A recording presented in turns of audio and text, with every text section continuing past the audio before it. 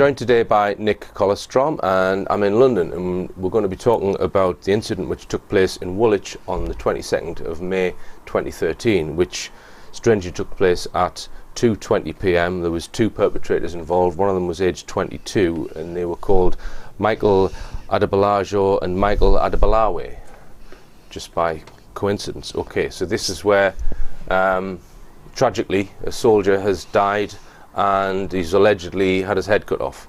So you think there's glaring inconsistencies in what the media have told us about this event, Nick. It involved someone getting knocked over by a car, and then events took place after that. Just start. Yes, Richard, this is a contrived, fabricated event which is not what it seems, and like other recent fabricated terror events in America, the Boston bombing, the Sandy Hook, you've got actors involved and you don't have real deaths. That's the huge difference. The earlier fabricated terror events, like the London bombings of 2005, Madrid 2004, had real deaths, and that was the whole point of them. That was why the public was so aghast and horrified, and that was the point of fabricated terror. So it had fake perpetrators but real victims. Real victims, yeah. Here you've got what a skeptical American website called Vic Sims simulated. There was a real death of this drummer fellow, let's call him DLR, drummer Lee Rigby, who really died, but not in the road. It's fairly clear that they're using his corpse and thereby eliciting real grief and horror from his family, which carried the whole story and gave it credibility.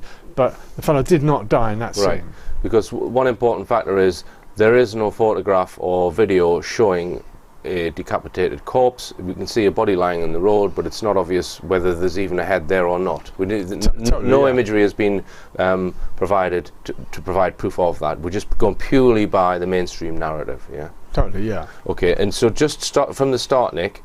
They're supposedly driving along in a car, they mount the pavement, and then they knock over Lee Rigby. Is that what allegedly happened? Supposedly, and the car ends inches from these two columns which are supporting a traffic notice, and the whole front of the car is crumpled up, which would have been a major impact crash to do that, and the two people in the car would have been in no state to just get out of it, let alone start hacking someone else to death. That car, the front being crumpled up next to these two pillars which are totally untouched. Scrutiny of those pillars shows they're not in any way damaged, nothing impacted them. That tells you right at the start that it's a fabricated event. That is a stage set prop right there. All right, we've also got inconsistencies with photographs of the body in the road with regards to the blood. Yeah. Just tell us about that. Well, what happens is that the trail of blood starts from right on the other side of that those two posts, a foot or two from the front of the car, and an overhead photo shows a trail of blood from there out into the road. So you're supposed to believe that in that corner of the pavement with trees overhead, they tried to hack his head off. They suddenly got out of the meat killer, tried to hack his head off. So this is off the road they've tried to do this? Yeah, on the pavement. All right. Now that would have, about 8 pints of blood would have spurted out if they'd done that. They had blood all over themselves, which they didn't have, and and the important thing is there's no blood on the pavement. We've got photographs of the front of the car which do not show that blood. The blood only appears from an overhead photo from a helicopter looking down that shows this trail of blood, which has been put in on that photo. It's not there on ground shots. That's the important thing. Right, okay. And they've then, for some reason, moved the body into the road? For some reason. Why would you want to do that? If you get out, it's totally senseless behaviour. Knock down someone who you've got no way of identifying. All you can see is walking away from you when you knock him down. He's got a T-shirt, Help the Heroes. You've got no way of identifying who he is. You don't have the urge, you happen to have a meat cleaver, you get out, you hack his head off. Why would you want to do that? And you then drag him out into the middle of the road. It makes absolutely no sense. The only sense it makes is as a stage prop for public horror. That's the only way it makes sense. So you think that Lee Rigby was already dead before he was knocked over? Correct, yeah. The proof is that body in the middle of the road has absolutely no blood around it. Right. You get witnesses which may not be reliable, saying they saw somebody hacking that body in the middle of the road, but there is no blood around that body. There was also people videoing events after this took place, and the guy stood there with the meat cleaver in his hand, supposedly with blood on his hand, and the person's just calmly filming someone who's just hacked someone's head. Yeah, so he's quite calm. He's not in any frenzy, as you would be if you'd done this brutal, terrible murder. And let's point out that after this event, they stand around for 20 minutes before the police arrive. So I would say they've been somehow programmed or conditioned to stand around and wait for the police. That's like their instruction, to wait for the police to arrive. And while they do it, they talk to people. People apparently come up and talk to them while they're holding a meat cleaver. This is where I think you've got actors on the stage. You have got actors in this drama. And let's come back now. Let's come to what you're alluding to, which I suspect was done at quite a different time, perhaps a week before or something.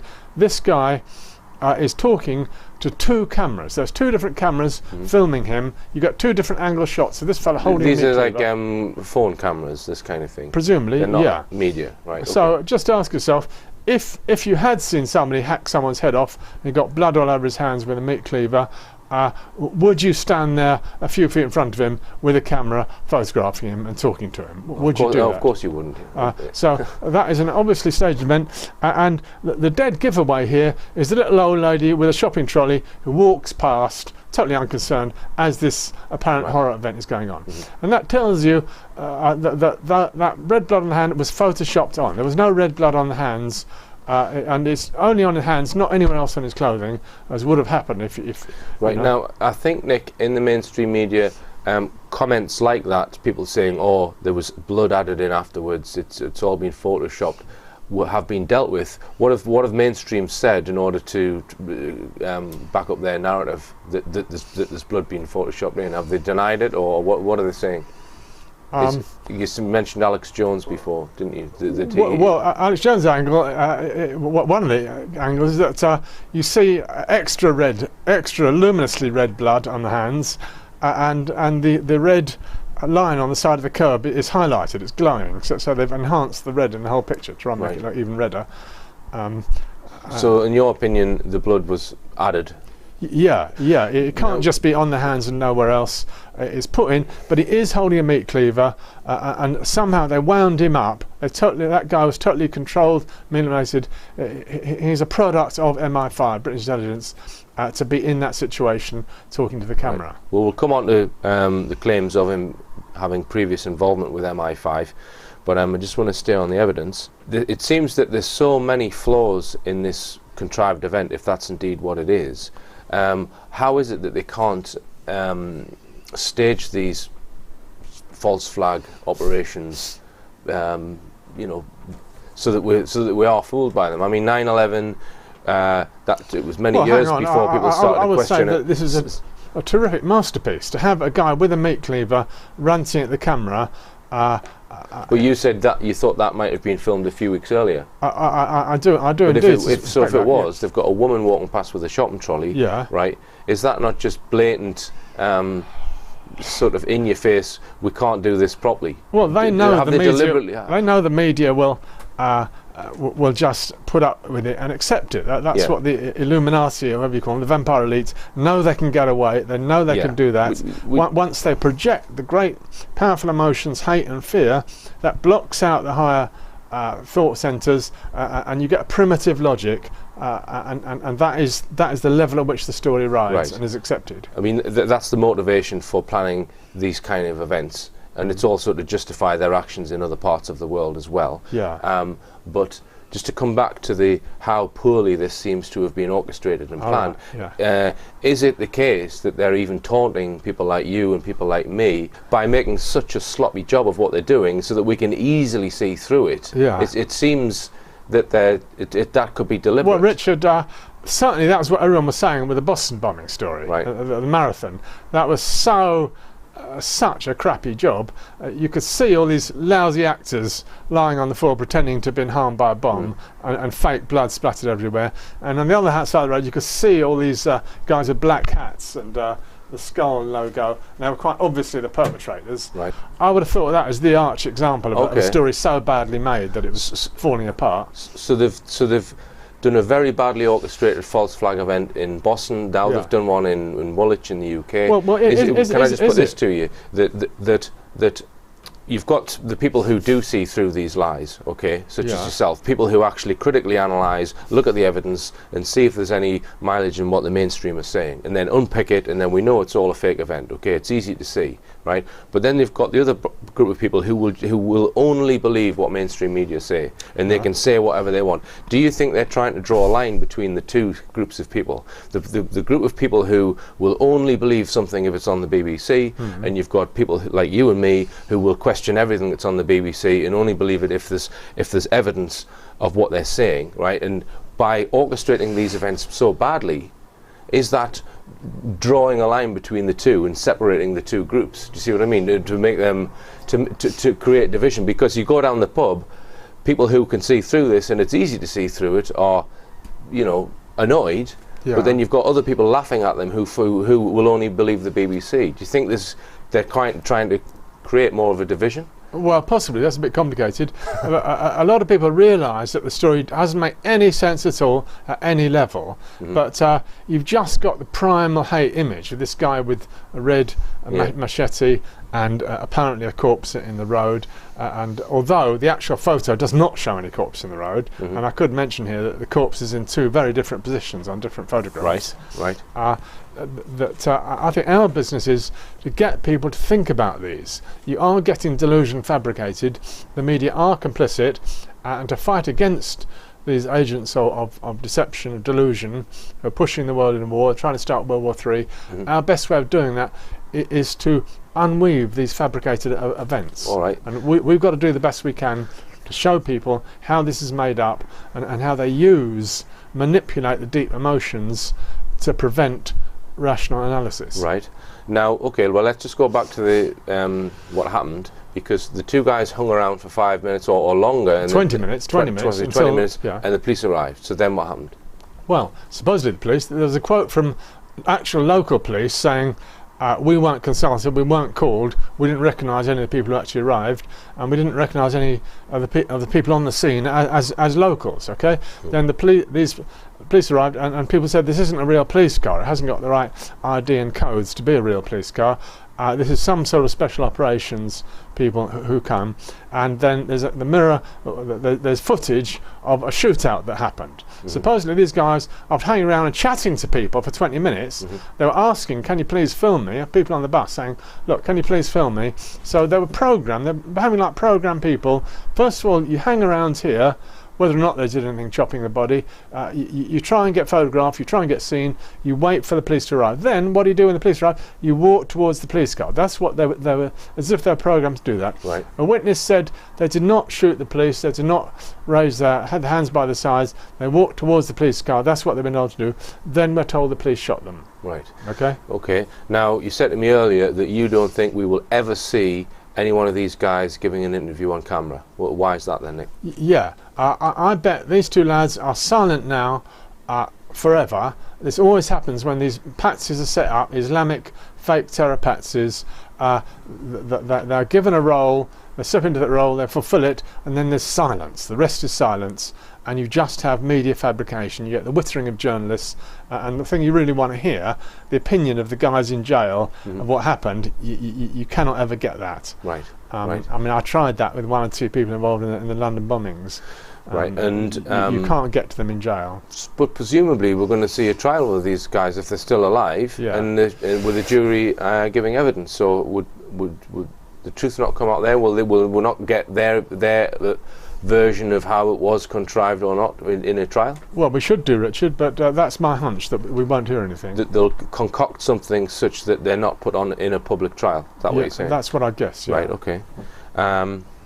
Right, now let's come on to this MI5 link, because somebody alleged that the main perpetrator had involvement with MI5 and was promptly arrested. Is that right? Yeah, a close long-time friend of his went into the BBC Newsnight studio and told the story of how he was hassled by MI5, and he went back home to Michael Adibalajo, went back home to Kenya trying to get away from it all, and found it was even worse there. Not only was he tortured, but he was also sexually molested, and he then came back to London. So he was entrapped. He kind of felt there was no escape from this, and somehow he looks like a controlled being, and I personally believe in pain drug hypnosis, whereby they put someone under drugs at unconscious level, and you then give commands as to what they're going to do, and that is then activated at a certain scene.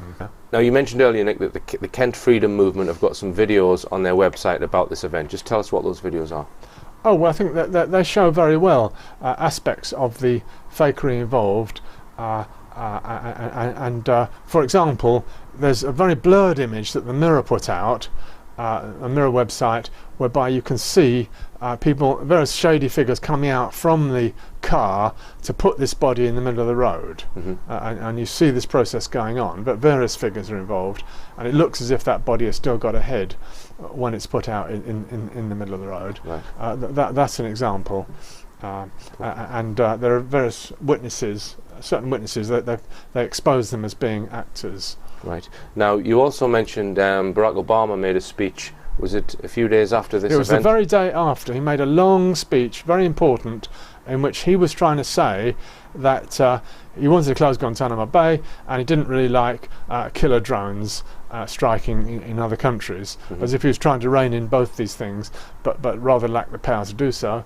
I think he had to mention this London terror incident the day before, and I feel that was planted there to make sure that he didn't back out from the war on terror, right, and keep him on track. Right, so it's possibly been ordered from across the pond then, this event maybe, or you think they're kind of one and the same entity? Really? Yeah, I think they're one and the same entity, and you get here a big campaign for the Save the Heroes. Is it Save the Heroes T-shirt or campaign that happened the week after, right, synchronised with this event.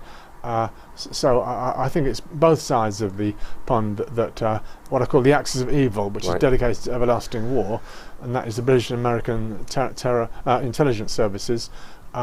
They organise these kind of events. Right. Yeah. And do you think there's going to be more events in the UK like this? What I know it's an impossible question, but well, this is the first time that terror returns to the UK for quite a while, right, and it reaffirms the basic theme of Islamic terror, which they evidently felt needed reinforcing. So you know that you said that some of the newer, more recent fake events, they're not only the perpetrators are not only fake, but the victims are sometimes fake now as well. If that's the case, they haven't got lots of angry relatives wanting right, trials, etc. So it's easy to get away with. What about the parents of Lee Rigby?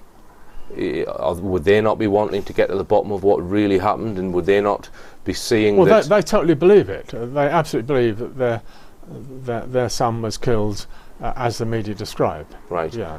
But would they not want to be at a trial with these two guys in the dock, being questioned and cross-examined to try and get to the truth? See what I'm saying? So there is still grieving parents of the victim, albeit we don't think that he died there. He was probably killed before and placed there. That's what you suspect, isn't it? Well, I think we need to follow the trial closely if anything does come out like that. And just one other thing that you mentioned also, the coroner, the cause of death. Yeah. Immediately after, there was an inquest with the coroners giving the cause of death, or rather refusing to state that DLR was how DLR was killed. They said they would not make any statement about the cause of death. That was immediately after the event, and then some days later, when the 22-year-old accomplice went on trial, which he just started, that was evidently not sufficient, and the papers reported that the cause of death was multiple injuries, which again, if somebody's had his head chopped off, you're not going to say the cause of death was multiple injuries. It's a totally non-committal statement from the medics concerned. Right. Okay, well, it'll be interesting to see if there is a trial, a public trial with a jury. But thanks very much for speaking to us about it today, Nick. Just remind us of your website, because you've got quite a long article about this on your site. terroronthetube.co.uk. And also the Kent Freedom Movement have got, as you say, videos as well. Okay, thanks very much, Nick.